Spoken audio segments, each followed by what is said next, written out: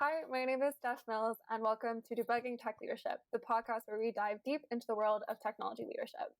Today on our show, again, we are joined by our very special guest, Dinah Davis. She's an experienced technology leader with a strong desire to help other leaders succeed. Over the course of her career, she has held diverse leadership roles, including team lead, manager, senior manager, director, and even VP of R&D at ArcticWolf.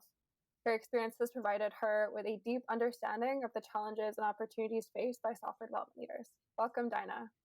Thanks, Steph. It's always good to be here. Having a fun 1 hour chat. I feel like it's going to go by in a blink of an eye. I'm sure it will. We'll be chatting about performance management today. To kick things off, I'd love to start with a pretty open-ended question. Can you tell me a little bit about your experience, both as an employee and a manager, when it comes to performance management? Yeah, I mean, I can go back to the days of Blackberry, especially my very first boss there. He really hated anything to do with like people management. He didn't really want to do that part. He was an amazing boss. I loved him and I loved working for him because like we just worked on interesting, hard things. But he didn't want to have to do like any of the like he didn't want to do the performance reviews and all that kind of stuff. So I think we wrote our own performance reviews and then he read them and agreed with them. Okay, And he might have that's added, different. like, we would send it to him and then he might have added a few words here and there. But yeah, and I think I've had that more than once in my career where my boss was too busy to really do it. So, oftentimes they have that cycle where you do a self-evaluation, then they do an evaluation, and then now you both sit down and talk about said evaluation. And like, I felt like 95% of the time it was like everything that I wrote down and then maybe like 2 extra lines. Yeah, I've heard this before for sure. Yeah. So, what would you say is the purpose of performance management? So I think there's, actual performance management and performance management that happens today. So I think the traditional use of performance management was to evaluate where employees were at a time where you needed to evaluate whether or not they should get a raise or a bonus. And you needed some kind of mechanism to identify why, Joe should get a 5% raise and Ian should get a 2% raise Yeah. and justify that. And I think that's really where performance management began. I'm sure it didn't begin there, but it's definitely where it was, certainly in the 2000s, and it still is in many, many places. These are records to show why somebody and justify why someone's getting the increase they're getting or they're not getting. Okay, so it's quite closely coupled to compensation. It almost always, like, if a company is doing annual reviews, it always happens in the same cycle that compensation review happens. Yeah, and you use the word traditional performance review. What do you mean by that? Is there an alternative? Yeah, I mean, in my mind, and for a long time while I was at ArcticWolf, we tried to just not have performance reviews at all, which was not no performance management. Okay, so what it actually was continuous conversations, continuous feedback, continuous good and bad feedback to your employees, and constant conversations about it, so that you're addressing things in the moment, and you're talking to them on a regular basis, like a one-on-one every couple of weeks, so you really get to know what's happening with them and what's happening with you. You address something, if something's really bad, you address it immediately right after it happened.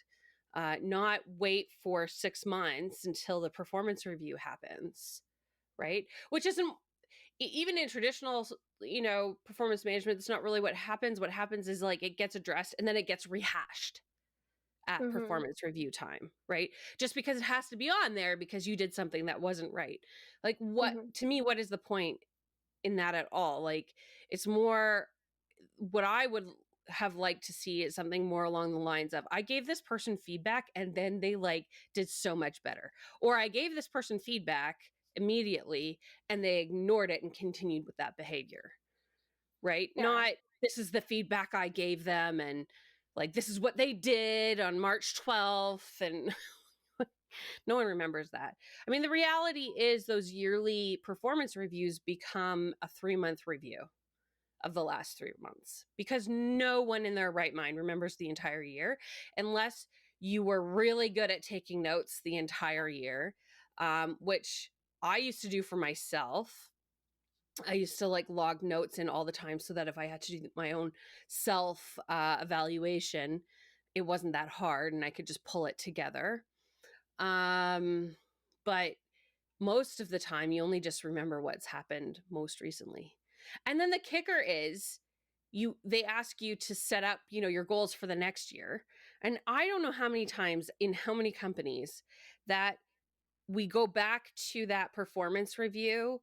We go back to the goals we set at the beginning of the year to address them in the performance review, because you got to like update them and stuff. And it's like, oh, well, we canceled that project and we canceled that project and we didn't do that. No, we did this instead. And it's useless.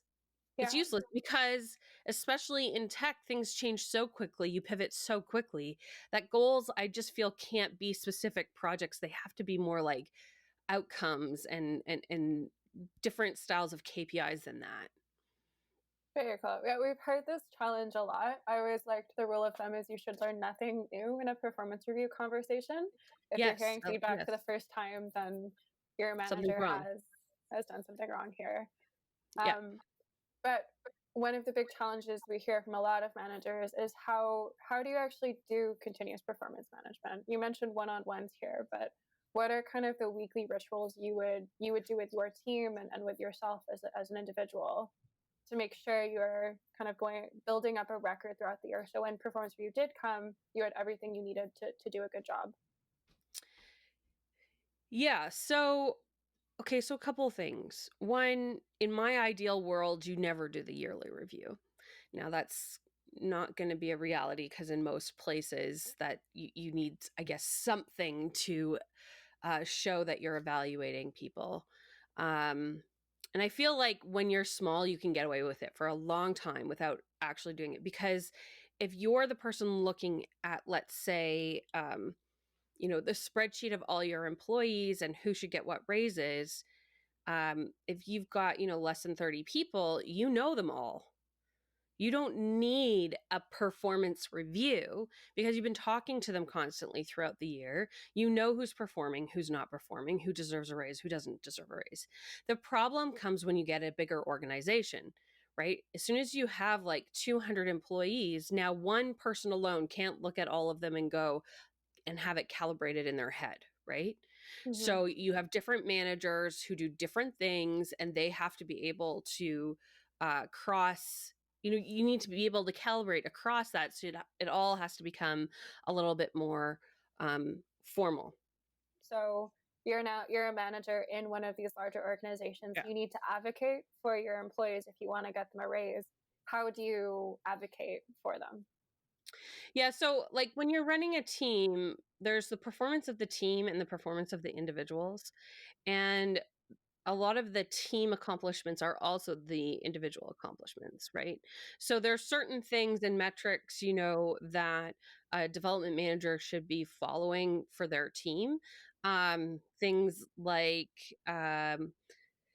PR cycle and deploy frequency, downtime, a lot of those things, if they're all going up, that, most people are contributing to that. So that's something like you can use, like, here's what the team did. And here's now how specifically how Julie, contributed to those team accomplishments this year. And then you might want to highlight a couple of the bigger projects or the bigger things each person did. And that's where, like, if you have a good system where you're in your one-on-ones to just put notes aside for the end of the year. I used to have just a separate document for each person and put little notes in occasionally to say, remember to put this in the review at the end of the year, when we started to have to do them, when we were big enough to have to do them, just to help me remember, right? And I would, one of the things I did was I built a quarterly report for my team in general. Mm. And we wrote as a team what we all did, and people went in there and put the projects they worked on and their successes and stuff. And then as a team, we had this one document that everyone could then pull on for performance reviews and things like that. But it was also a nice report to show senior executives, here's some of the good things we did. This is what we set out to accomplish this quarter. This is what we did accomplish this quarter. There's no real reason to keep that somewhere in a closet or in a drawer. Right. So it was a Confluence page that I would keep up and update each quarter, and I would ask them to come in and put their updates on that. It focused a little bit more on things we delivered because it was a little bit more of a team report.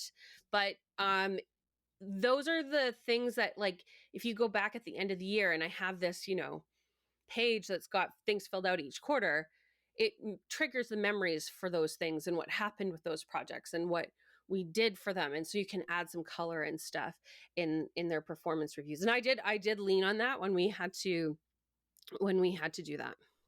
Awesome. Very cool. So a lot of this is really focused on if an employee is doing well, which is always, I think, the better performance review conversation. Yes. What about the other side? What do we do if we've got a low performer on the team? Yeah. So, I mean, with both high and low performers, you want to be giving them constant feedback.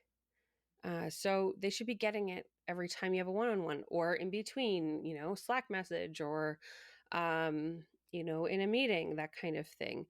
The tricky bit, I think, the extra tricky bit comes when you have a low performer who's not responding to your feedback.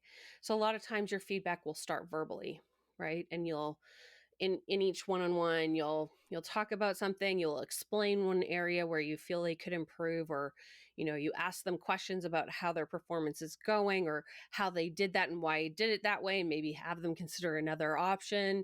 But you don't really write it down because you're just having these conversations, right? But then the problem gets to the point where you're realizing they're not taking the feedback, and they're not really a good fit in your organization. And now you want to do something about that, whether it's move them into a different role, exit them from the organization, what have you, and you have no paper trail, which means you have to start from the beginning.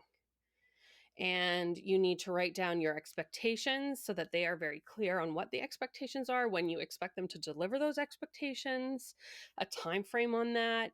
And you need to document that for the next 2 to 3 months. And in the best case scenario, writing it down jars them into action, and you get a complete turnaround. And, out of every 10 times I've had this, I've had like 1 or 2 people turn around.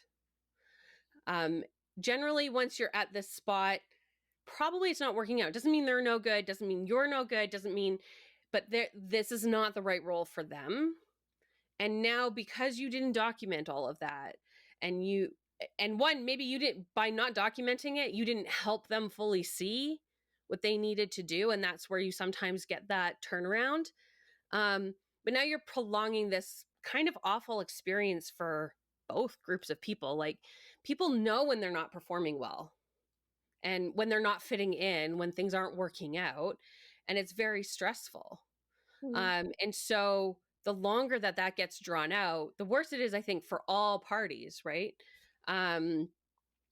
So for me, it's really important to start documenting as early as you can, and in a way that's not as jarring either, right? So if you didn't normally document your one-on-ones, and now all of a sudden your manager is documenting your one-on-ones and emailing you everything you talked about, this doesn't feel so good, right? Whereas if you had a place where you were keeping up one-on-one action items, things they did, things you asked them to, and it was constantly there. One, you didn't have to go back and start from scratch. And two, it's something they're used to, and maybe it's going to help them with their performance overall. So having like an open and transparent place where you're documenting the things that you're telling them they're doing great and the things that you're telling them that they need to work on is really important. Awesome. But it's hard, and we don't always do it. Even I didn't always do it, okay? Because it's not always natural, right? We just have like a notebook. Where are we going to put it? On Confluence? No, we don't want anybody else to see it. So it's not the easiest thing to do. And I'd love to throw in a shameless plug for CodeGem here, but maybe we'll I mean, save we that for should. the I end. think we should. No, but I've been using CodeGem for coaching, and it's been great because everything is there from what we talked about last time. The action items carrying forward, and we know what we have to do, and it's just all right there, and it's also your agenda. So I mean, I did a similar thing when I was at ArcticWolf in group meetings, where I used Confluence as the agenda and the meeting notes and the action items for after. And this is just a really good system that's more private to each person, that carries your specific action items forward. So I think there's other tools, but this is more. I like CodeGem for that reason, but I was doing similar things with Confluence. Yeah, what we've found with a lot of these is managers have all kind of recognized what needs to be done to run a good one-on-one, and have kind of come up with their own creative, clunky solutions to try to accomplish the same thing. So yeah, it's been nice to get to focus on this problem. Yeah. But something you mentioned before that it reminds me of a common problem I heard from managers. So giving feedback and documenting that feedback early. A challenge we've heard a few times now is managers don't have a ton of visibility. So a lot of when they're identifying a low performer, we often hear words like spidey senses, gut feeling. That's how they're kind of guessing if there's a problem. Have you experienced this in the past, and how have you dealt with it? So I think the hard situations are when someone reports directly to you, but does most of their work out of your site. And this is a very common scenario. It's less common with dev teams because if you're the team lead, you're going to be like in all the meetings and stuff. You're really going to see a lot. But you could lend a developer out to a different team for a while, and now they're complaining of performance issues, and all you're really going to get is a he said, she said situation where one person's saying this is happening and then the other person is saying this is happening, and you don't know who to believe. That can be really hard to manage. And there's a couple different approaches. One is you drop into some of those meetings so you can try and see it for yourself and see what's happening. I have done that a number of times, and that has allowed me to either correct the person who was complaining about the performance problem as to what was actually happening, or be able to very quickly give some feedback to that employee. Or you can have another trusted leader who might be in those meetings with them more naturally, and you can share that concern and ask them to keep an eye out on it and give you some feedback. Now, it has to be a trusted peer, because otherwise it doesn't, if you don't trust them, then you shouldn't even try. But in cases where I've really trusted them and I said, hey, someone mentioned this issue, they're in your meeting a lot, are you seeing it? Right. So trying to get some confirmation of an issue outside of just the two people who say that it's happening one way or the other, right? Because if you can't find that common ground area, then you're really just doing a he said, she said, and it's not gonna, you don't know who to believe, right? Yeah. So in a situation like this, it sounds like if you've got a suspicion that there is a performance challenge, you'll spend a little bit of time investigating. You'll try to either you 100%. jump into meetings, get a little bit more information from other trusted leaders. Once you've got more of a sense that there is a problem, how do you now approach bringing it up? So if I've seen it myself, I can just talk about it directly. Otherwise, best approach then is to ask questions. So you go to the people who are either complaining about the issue or the person who's potentially perpetrating the issue, and you start asking them questions, not directly, but things like, how is this project going? What struggles are you having? And see if you can get them to bring up potentially the issue. It might not be the exact issue, but it'll be like tangentially close to that issue. And if they do that, then now you can start talking about that situation as its own entity and giving them advice on how to manage that. So, because if you just go to somebody and say, hey, Mark told me that you're doing this, this, and this, they're going to go, well, Mark's a liar. That's not happening. Whereas if you go and say, hey, how's project, Rabbit going? I don't know why I called it Rabbit, but I just did. I hear there's a little bit of a struggle getting it to the finish line. What's happening? And then you will more likely get the story of what's actually happening. At least you will get their worldview of that story. And that might even just be enough for you to be able to coach them through it, to coach them through that situation. Awesome. It's a great approach. I always like to, in general, start with questions, asking questions before advice. But it is much easier said than done. The last question I have is, if you wouldn't mind sharing kind of a personal anecdote, what was the hardest, like your hardest experience going through performance management, both as the employee and then as the manager as well? One that stuck out for me as an employee was way back in maybe my third year at Blackberry, so my third year overall.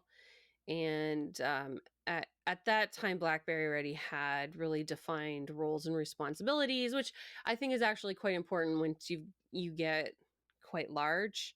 Otherwise, it's really hard to calibrate people across, make sure a software developer one is a software developer one is a software developer one, or however it was. In Blackberry's case, it was a lettering system. And I was asking why I wasn't getting moved up to the next system. My boss literally said, well, you need 4 years of experience to get that level. And I was like, what? Now, as a manager, I understand this. Okay. But I would explain it differently now. So as a manager, what he was really saying, and what the most dreaded thing that managers have is, once you finally have these roles and responsibilities with everything defined, you will get that one employee who's going to come in your office with it printed out, and they're going to highlight and go through every single line and say, I did this here, I did this here, I did this here, and I did this here. Why are you not promoting me? Because the answer is not, you don't have 4 years experience. The answer is, you are not consistently showing those behaviors and responsibilities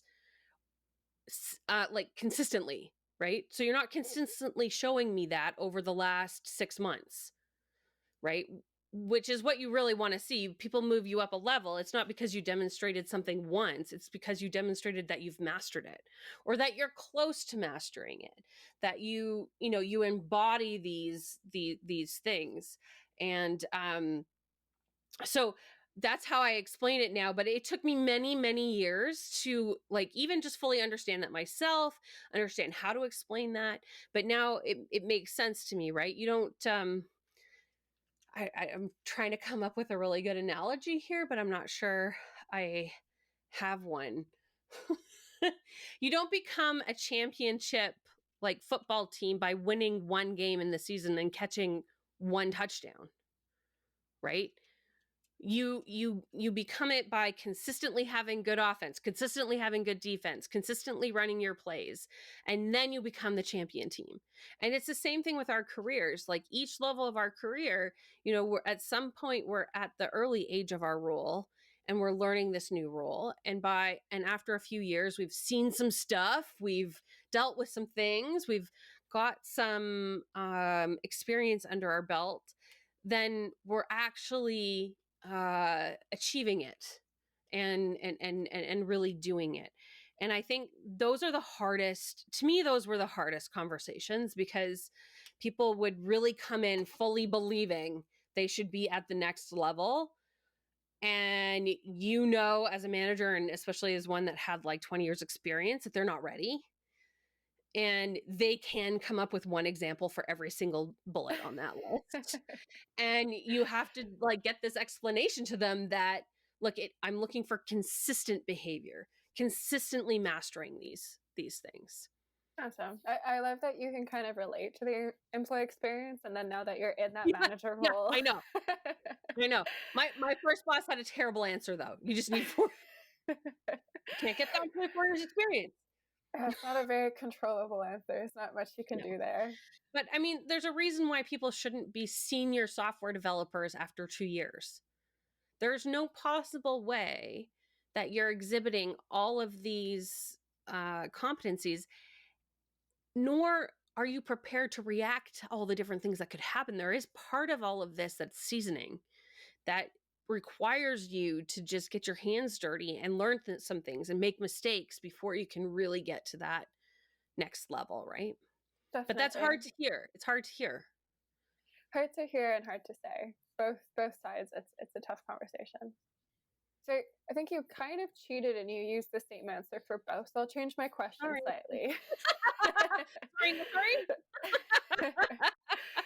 So you were also in the position of managing managers at one point in your career. So how would you manage the performance of managers? What did you look for in a high performing manager, and what were you looking for when you would describe them as not performing well? Oh, that's tricky, because they can perform well and not perform well in so many different ways. So there's looking at the general KPIs of their team. Are they delivering projects consistently, of consistent quality? Are their teams easy to work with? Are other teams being able to approach them and get work done from them? So I think a big part of a manager's evaluation is how their team is performing. And then the other piece of it is what you hear from other people. So are you constantly hearing from many different people that they're having issues with this person, whether it's their boss, whether it's a coworker, or you're constantly hearing without seeking it out positive things about this person, right? And you can never base it on one thing, because there's going to be somebody who has a beef with somebody for some stupid reason. And one thing does not tell you have a performance issue. But hearing it consistently from multiple different people does tell you there could be something. If the team is consistently underperforming, you probably do have something going on there. All of these things start with investigating. There's no one metric. There's no one thing. Well, there is a few one things, but I mean, if you step the line over if any kind of HR event, no harassment, none of those things, you are out. I mean, that's just, you got to be done. But I think I've never had an issue with that. But in general, where there's smoke, there's often fire. But that fire could be there not necessarily because of that person. It could be there because of somebody else. So there's usually a reason to go follow up on things and things you're hearing. But the key thing is to really try and get the facts and find out what's actually happening. So what can a manager do then to show they're doing a good job? Where this comes from a little bit is often I'll ask managers, how do they show that they are doing a good job as a manager? And most don't know. They don't actually know how to show their boss they're doing a good job. What can they bring? Again, it's the same kind of metrics, right? Like showing that you're delivering the features and projects that you wanted to, but also looking at some of your metrics. And one of the metrics I think is important is something around an ENPS score, or being able to do surveys with your team and get feedback from them and show your boss like what's coming and what you've done. And I got this feedback from my team, like they didn't like how we were running this meeting, so we've adjusted that, and it seems like morale has picked up. I think a big thing is like talking to your boss. And a lot of the time, like some of the issues are maybe your boss doesn't even have enough time for you. That's hard. And in those cases, that's again where I think the regular report, the monthly report, or the quarterly report, where you kind of summarize the things your team has done and send that to your boss, is a great way to show them what you've done. If you don't have the luxury of a nice close connection with your boss, it's not always there. They sometimes have too many reports. It's just they're too busy. But if you can give them a really easy way to see how you're doing and showing some of your like uh, some of the stats of like your uptime or cycle times and stuff like, it's not the end all and the be all. You can't just show them those things and go away. But I do think it helps. Absolutely. I would love to keep asking you questions. I think I can go on for another hour, but I also am conscious you probably are going to want to eat dinner at some point. So Yeah. I'll start to wrap it up here, but I'm so grateful for you taking the time to speak with me today. It's an honor and pleasure, and you're so generous with both your wisdom and sharing some of these harder experiences. I know I don't know if I'm quite ready to talk about when I've cried in the past, but it's cool how open you can be about it. I think when you've cried so many times, it just doesn't matter anymore. I say it's also, you get to your 40s and you start to care less about, if people think you're weak for having cried. Screw it. Everybody's cried. Everybody should cry. I think going through Yes. engineering, you're taught it's not good to, and then you discover EQ and realize it's actually quite healthy. Yeah. But shameless plug for Dinah. Most managers, over 60%, in fact, transition into management with no training. Dinah's gone down this path herself, and what she's doing now is she's offering coaching. So if performance management specifically is something you're struggling with right now, Dinah is a wonderful coach who can help you go through this and develop some good tools and frameworks. Yeah, I'm a big believer in helping people become their best. Yes, and if you're interested in booking some time with Dinah, you can head over to codejump.app and request a slot there. Wonderful. Thank you so much, Dinah, for your time. You're very welcome. Talk to you later. Before we wrap up, I want to extend a huge thank you for making it this far with us in this episode. Over 60% of ICs transition into management with little to no training, and similar to Dinah's journey, it's a hard path.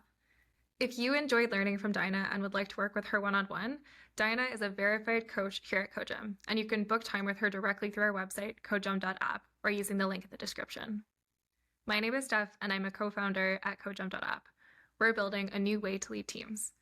If you enjoyed this episode, please do us a huge favor by liking, subscribing, and sharing this episode with your peers. Your support means the world to us. Since you did make it this far, please let us know if there's a guest or a topic you'd like us to feature. Thank you again for joining us on this episode of Debugging Tech Leadership. Until next time.